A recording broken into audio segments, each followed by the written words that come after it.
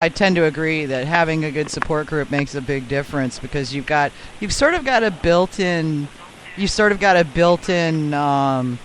focus group, if you will, that are going to go, yeah, guys, this is awesome, and it will totally sell, or no, yeah, you kind of missed the mark on that one, so it's, and they'll be a little more honest than your friends. Right, yeah, they're going to be honest than your friends, because I've had my friends tell me that stuff that I know sucks. Now, I didn't then, but, that later I look back now and go, oh my God, I can't believe I actually let other people touch that. But they were all going, oh my God, this is so amazing. So yeah, you want that honesty, because it would, when you're a home brewer, it's one thing, but, when you're out there sinking buttloads of money into honey and everything and putting it out there for public consumption, that's a whole other animal, so. So, now I know you guys do session meads, but do you have like a preferred yeast that you like to use, or do you use whatever works for whatever batch? So I would say the draft meads that we do all are using the same yeast and the same honey, and the corked meads that we do vary quite a bit on recipes and the yeast, depending on what I'm trying to do and what I'm trying to get out of it. So for the most part, the draft meads, we've been using a champagne yeast because I'm just really trying to showcase the base honey across the board, and by having a yeast that doesn't put off, it's just very neutral in its character. I just really like orange blossom honey, and it's a very rich character to it. So that's kind of makes for the basis of all of our session meads. And we do a lot of cold fermentation too, so in this like the low 60s. Okay. So you're using champagne yeast, which is arguably a pretty aggressive yeast. How are you stopping that at session mead levels? So I guess we've actually changed the yeast to a less aggressive one, but we tried a lot of different things. We're still doing it with just sterile filtering. And so getting the yeast load down enough and keeping the sulfites up long enough during the process that by the time we go into the final tank, we go through a sterile filtration process. Okay. And that gets 99, but it's a PITA. So but still it's just part of our process that we do. So it works well for us. But trying to use a very aggressive, high alcohol tolerant champagne yeast and making sweet, low alcohol wines is very problematic. So we've changed to a less alcohol tolerant yeast with also a similar flavor profile as far as being fairly neutral. Okay. So you do tend to, you're more or less sticking with a base yeast that's kind of your regular, so to speak. Correct. Okay, cool. Correct.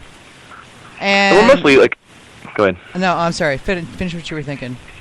The newer yeast, I look at since I played around with a lot of beer yeast and a lot of wine yeast, we use a wine yeast, and wine yeast seem to not have as much of a flavor profile.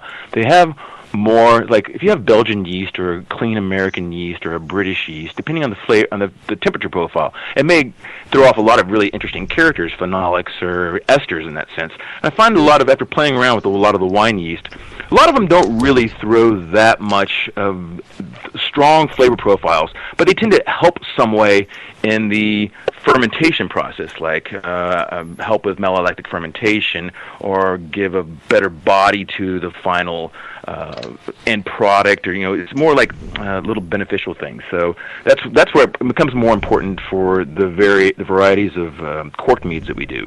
That goes into thinking about that. Okay.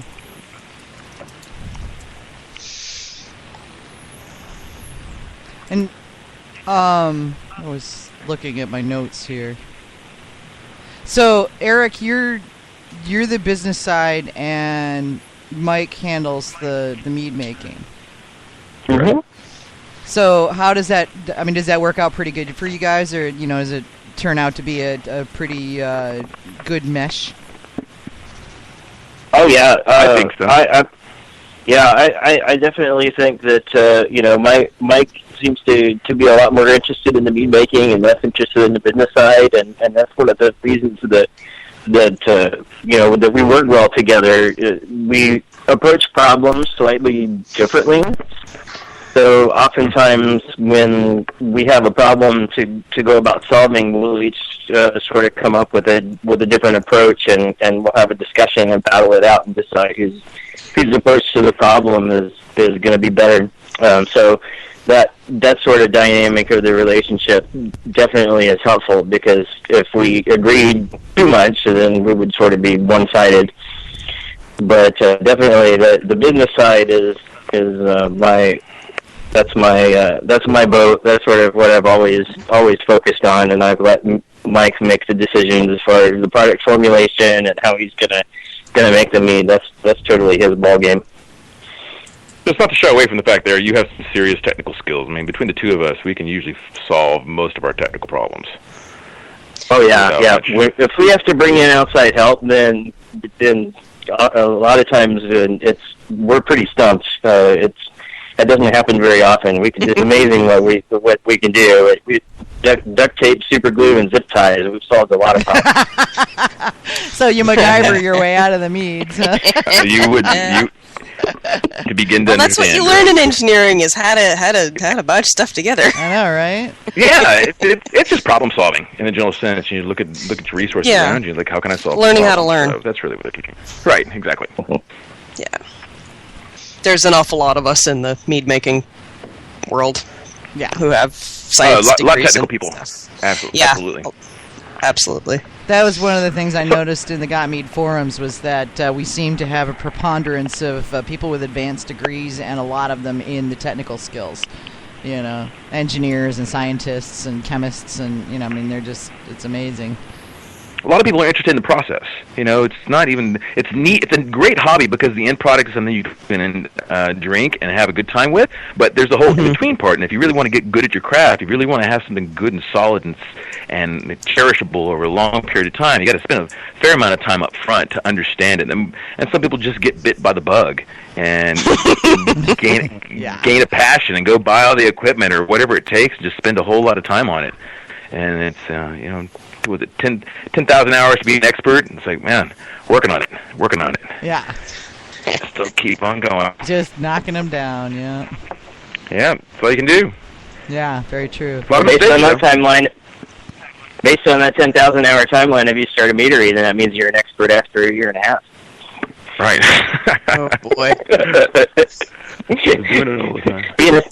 Being a small business owner, you get to work any 24 hours of any day that you want. Yes. Yeah. Looking forward to that part of it. So, what kind of challenges did you guys face in upsizing your processes from bench scale to commercial scale? The biggest one is probably degassing. So, a way I was getting a lot of my pilot batches, and I still do, is I use a medical aspirator, which is basically a vacuum pump, and to pull all the CO2 out from it. So not only does that help it settle really, really quickly after fermentation is done, scaling it up to really large tanks, and it only holds like a half a psi, and you're like, wow, that's a very expensive tank. I can't really pull a vacuum on it and do it. Like, how do I get around those problems? And so that was probably the biggest one on the top of my head. About now we have pumps. I don't have little auto siphons anymore and moving stuff around, and you can't see through stainless steel. You can see through glass on a carboy, but like if you put puree in, it's like, how deep is the level? The sight glass is plugged up with stuff, so you start having to play around with different ways around the problems. Filtration. I did a little bit of filtration every once in a while with Mead, just kind of polish it up, and now we're going through sterile filtration, and it's like how much setup is involved so you don't dilute the end product and your alcohol. For me right now, consistency and repeatability in my batches is probably my number one priority. If you put something on the market and people like it, you don't have a whole lot of time to change it up. And if you do, you got to make incremental and tiny changes to it. So you got to, and getting like fruit. Say I go to the grocery store and I'm like, I just need a couple of pounds of frozen, they're out in season, blackberries. Now I'm doing 1,000-gallon batch. It's like, where am I going to really source a lot of good, ripe, frozen blackberries? Oh, they have to come, frozen from halfway across the United States. It's like, well, that's going to, some of the logistical problems of getting these things, and to be able to play with those things, because what you worked with, even like, say, a spice, you buy a spice at a grocery store and you think you have Saigon cinnamon, and you go buy a lot of it, and it says it's what it is, and you get it, and you're like, I hope it's the same stuff. And then the utility of spices is probably about, if you full potency in a 5-gallon batch, you'd probably start with half of that in a batch 10 times that size, because for some reason, sometimes spices will just completely get away from you, because I can't really do tinctures. I can't just put in a little bit of alcohol and add that sparingly to a batch, in a really large batch. You kind of have to go with it, and plus if I'm filtering, if I'm putting a bunch of cinnamon in there, it's loose, and I put it in a bag, but it still comes out, because it's mixed with other things. And then you have to filter it out. So every stage it goes through the filtration, you gotta, well, I put a lot in, I'm tasting it right now, it's like, seems like a lot. I really can just hope that it's going to go through these filtration processes, and when it comes out, it's going to be nice and exactly where I want it to be. And so far, about 85% of the time, I'm on point, which is a really good feel for like trying to repeat a lot of these batches. I'm certainly much more concerned about the draft meads, because our turnover on those is a whole lot more quick than the corked ones are. So I have to tend to remake those a whole lot more often. Ah, okay.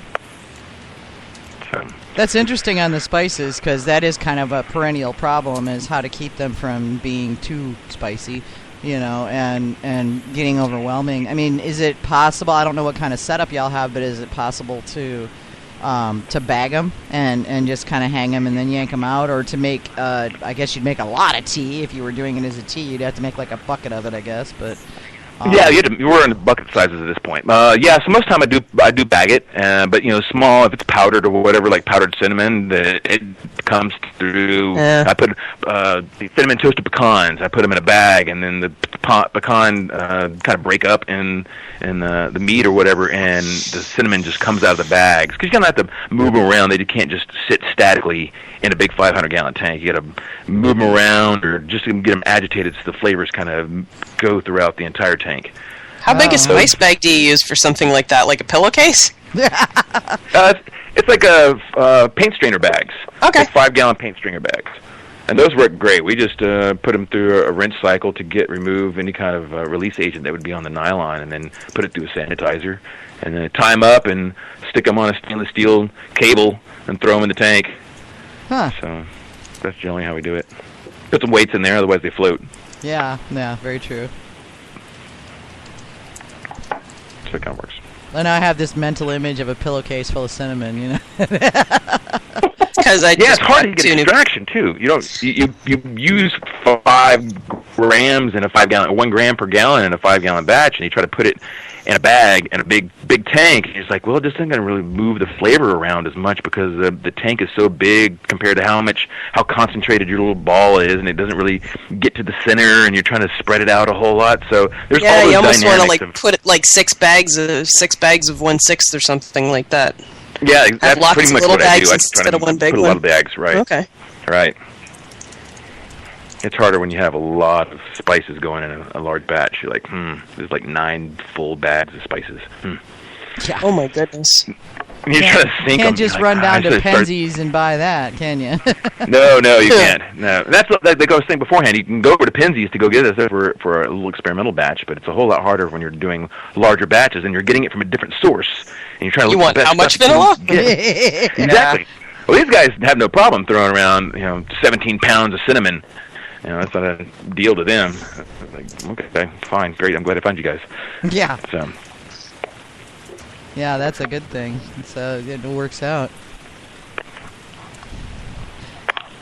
So, now are you guys are buying your honey, right? I mean, do you have hives? No, we are an urban winery, or urban meadery, I should say. So most of our stuff, we import all our ingredients, and we make it all here. Okay. So we go through a lot of orange blossom honey that comes out of Florida and California, but we do buy a lot of varietal honeys from around the United States, and we've done a number of traditionals using a lot of honey from the East Coast, West Coast, and Central Texas area, to name a few. And they range from dry to sweet. So. And you'd mentioned my grandfather had bees. Oh, okay, cool. I know quite a bit about them. So I watched bees, and at the time I was much younger, and I was like kind of scared of them a little bit. And had some honey, but like I said, mead was